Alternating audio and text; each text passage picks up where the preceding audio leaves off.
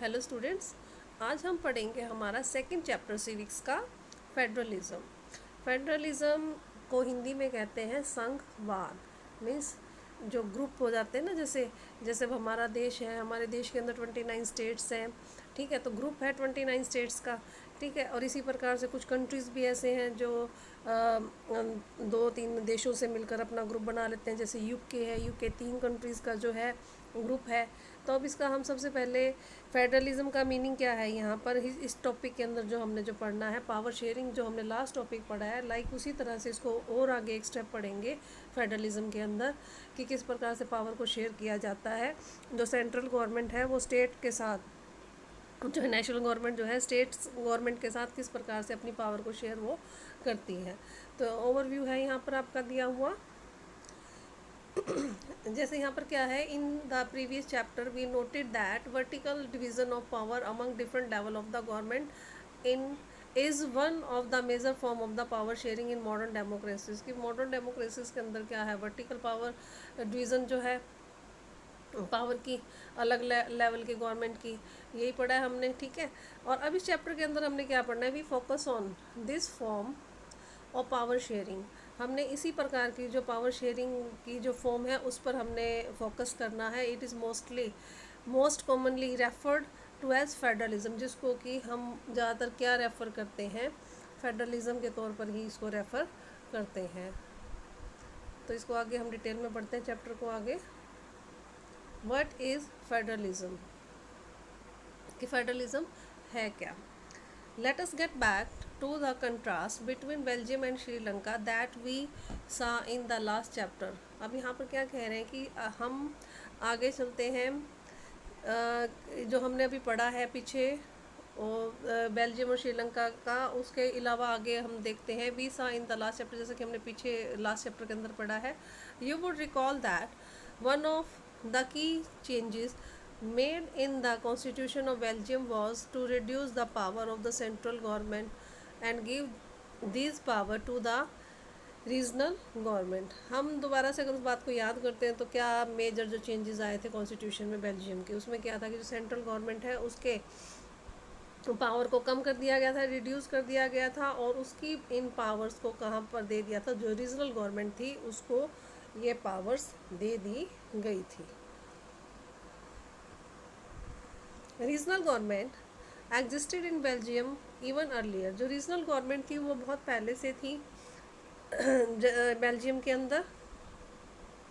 They had their role and power, उनको उसका अपना रोल होता था और अपनी पावर होती थी। But all these powers were given to these governments and could be withdrawn by the central government. जितनी भी पावर जो थी जो दी गई थी गवर्नमेंट को, वो कभी भी उसको विड्रॉ कर सकती थी, सेंट्रल गवर्नमेंट के द्वारा कभी उसको विड्रॉ किया जा सकता था। The change that took place in 1993, जो चेंजेस आए 1993 के अंदर, वॉज दैट, क्या था वो change, the regional government were given constitutional power, कि जो रीजनल गवर्नमेंट थी उसको कॉन्स्टिट्यूशनल जो पावर्स थी वो दे दी गई थी।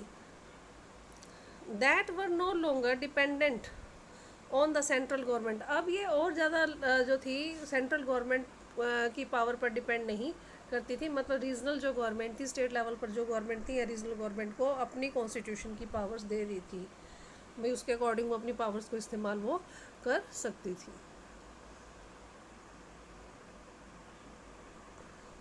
Thus Belgium shifted from a unitary to a federal form of government. इस प्रकार से जो बेल्जियम थी वो अब शिफ्ट हो चुकी थी यूनिटरी पावर से फेडरल फॉर्म ऑफ गवर्नमेंट में। श्रीलंका कंटिन्यूज टू बी, जो श्रीलंका थी उसने भी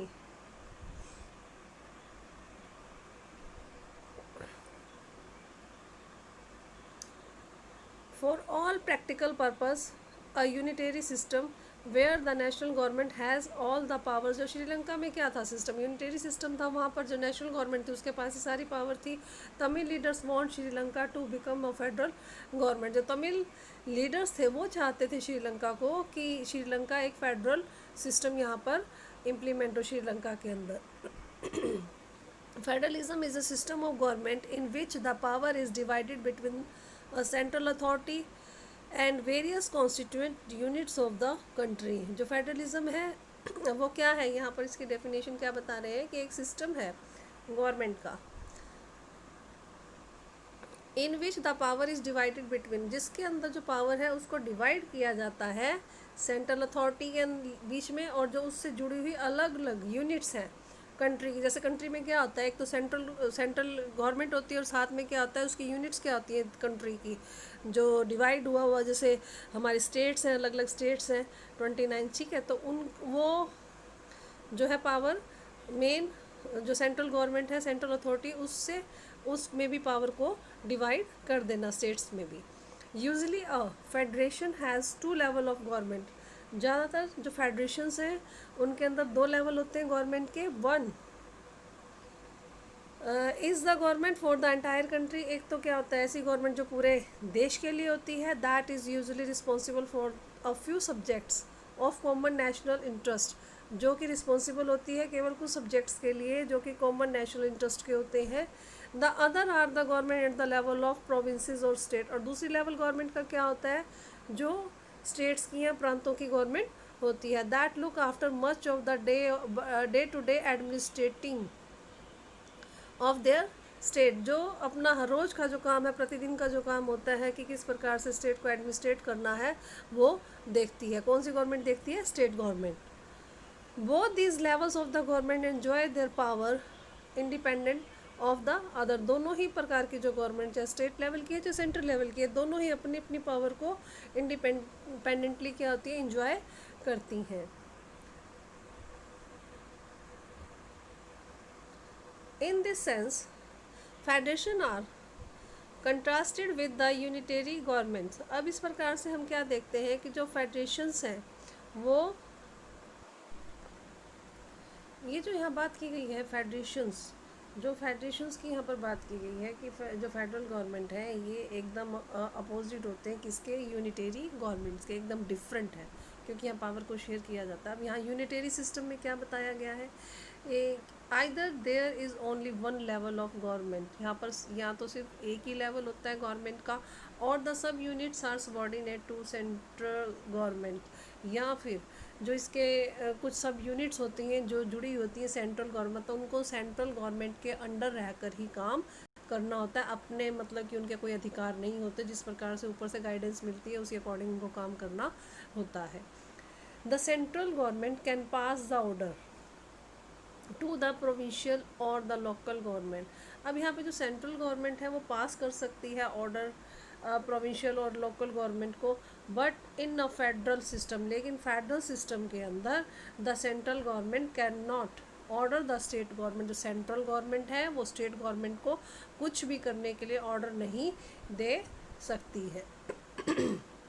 state government has power of its own for which it is not answerable to the central government. अब फेडरल गवर्नमेंट के अंदर क्या होता है कि जो स्टेट गवर्नमेंट है उसके पास अपनी पावर्स होती हैं जिसके लिए कि वो अपने आप से काम कर सके और कोई भी आंसरेबल नहीं देना होता, मतलब कोई भी आंसर उसको नहीं करना होता कि काम उसने क्यों किया है, किसको आंसर नहीं देना होता, सेंट्रल गवर्नमेंट को। वो अपने स्टेट के अच्छे के लिए, भले के लिए वो कुछ भी काम वो कर सकती है। Both these governments are separately answerable to the people, लेकिन अब इसका ये मतलब नहीं है कि कुछ भी अपनी मनमर्जी से काम कर सके। जो दोनों ही प्रकार की जो गवर्नमेंट है वो लोगों के लिए आंसरेबल होती है, उनको लोगों को जवाब देना होता है कि वो काम क्यों कर रहा है, इन्होंने जो भी काम करी किस क्या फ़ायदा है उसमें, ठीक है। नेक्स्ट है आपका, एक बार इससे पहले मैप देख लेते हैं ऊपर आपका, यहीं पे ये देखो, ये जो मैप दिया हुआ है इसके अंदर फेडरल जो पॉलिटिकल सिस्टम दिया गया है वर्ल्ड में, देखो कितने कंट्रीज़ हैं जहाँ पर कि ये जो है फेडरल सिस्टम जो है अपनाया गया है। जैसे यहाँ पर देखो इंडिया के अंदर है, ब्राज़ील में है, ऑस्ट्रेलिया में है, रशिया में है, इधर कनाडा, यूनाइटेड अमेरिका। तो यहाँ पर है दो only 25 of the world's 192 countries have federal political system. सिर्फ 25 जो कंट्रीज़ है ना 192 कंट्रीज़ में से उनके पास जो है फेडरल सिस्टम है, ठीक है।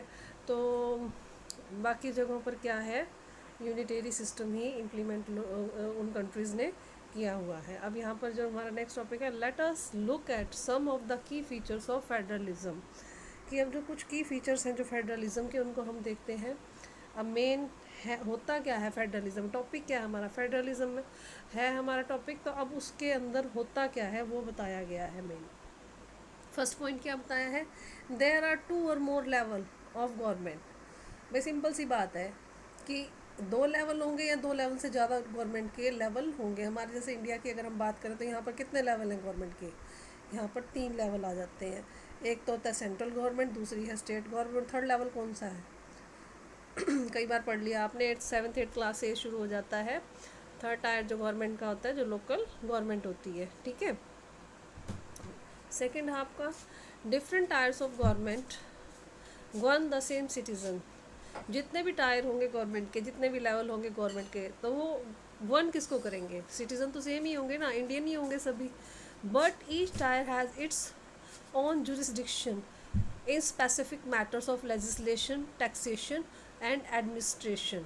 लेकिन यहाँ पर जो अलग अलग जो टायर होंगे गवर्नमेंट का, वो मतलब कि सिटीजन्स को तो सेम को ही वन करेंगे, लेकिन उनके जो जुरिस्डिक्शन होगा, जुरिस्डिक्शन होता है एरिया वाइज, मतलब कैसे जो मैटर्स हैं जैसे लेजिस्लेशन को लेकर या टैक्सेशन को लेकर या एडमिनिस्ट्रेशन को लेकर, वो उनका एक अपना जुरिस्डिक्शन होगा, एक स्पेसिफिक एरिया होगा, ठीक है। यहाँ पर हाँ, इस साइड में ग्लोसरी में दिया हुआ है आपका जुरिस्डिक्शन का ये डेफिनेशन दी हुई है यहाँ पर, the area over which someone has legal authority. भाई ऐसा एरिया जैसे कि अपनी अथॉरिटी है उनकी, कितना टैक्स लगाना है, कितना क्या लेना है, किस हिसाब से जो ये आपके हैं टैक्सेस, लेजिस्लेशन, क्या क्या कानून मतलब कि पास करने हैं, कैसे एडमिनिस्ट्रेट करना है, वो उनका अपना एरिया होता है।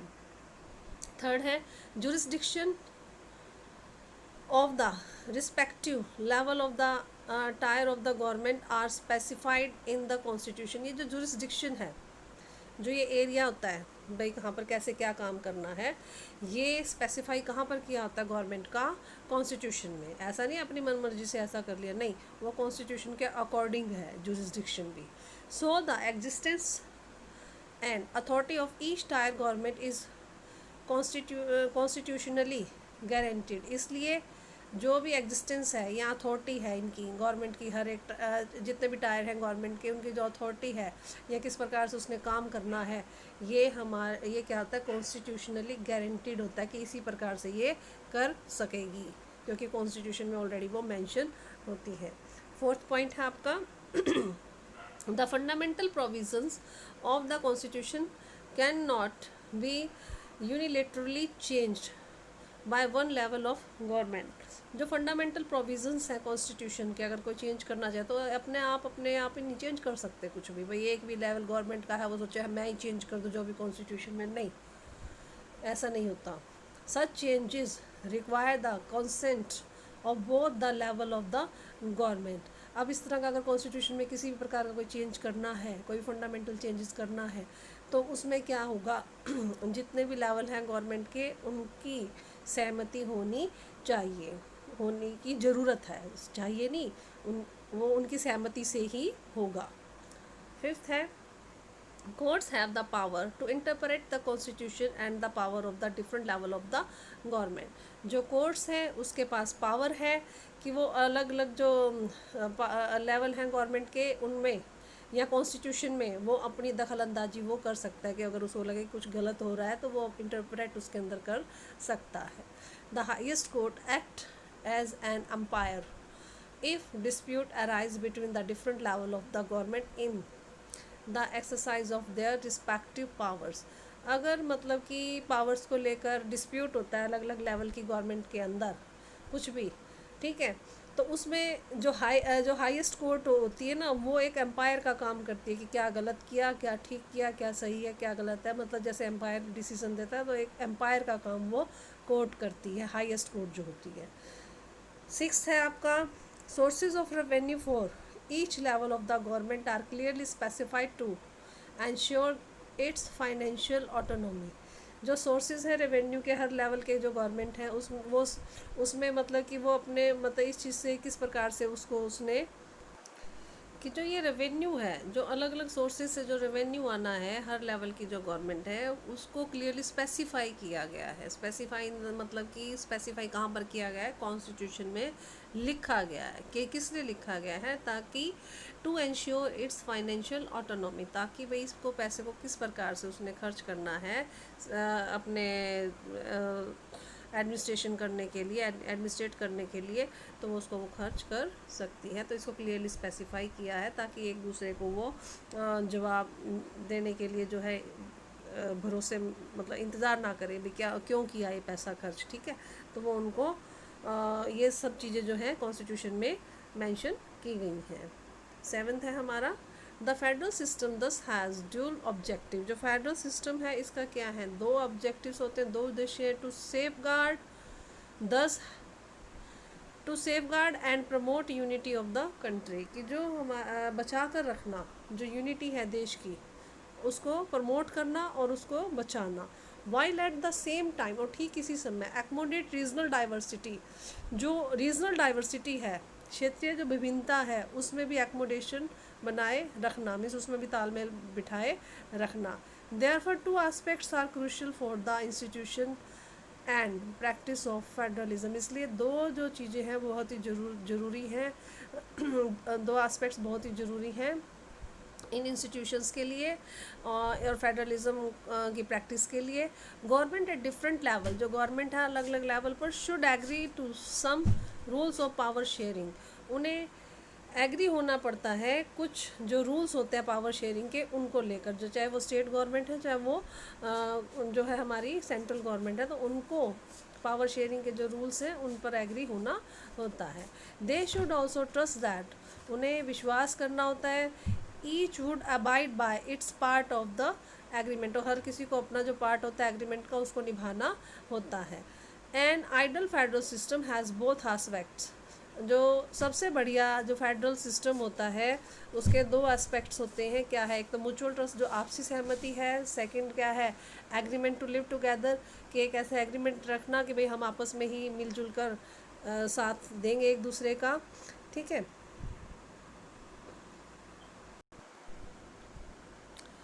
अब आपका नेक्स्ट पैराग्राफ है, the exact balance of power between the central and the state government varies from the one federation to the another. जो बैलेंस है पावर का वो सेंट्रल गवर्नमेंट में और स्टेट गवर्नमेंट में क्या होगा, अलग अलग जो फेडरेशंस है उसमें मतलब एक देश से दूसरे देश में डिफरेंट है। भाई किसी के पास जो सेंट्रल गवर्नमेंट है वहाँ पर पावर ज़्यादा है, किसी के पास क्या है जो स्टेट गवर्नमेंट है उसके पास पावर ज़्यादा है। This balance depend mainly on the historical context in which the federations was form.